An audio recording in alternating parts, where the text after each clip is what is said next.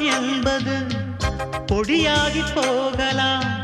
பொன்னாரமே நம் காதல் பூலோகம் தாண்டி வாழலாம். ஆகாயம் என்பது இல்லாமல் போகலாம்.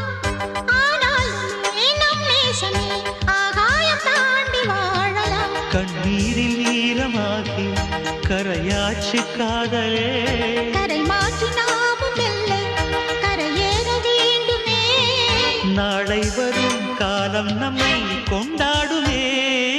தாஜ்மஹால் தேவையில்லை அன்னமே அன்னமே காடுமலை நதிகள் எல்லாம்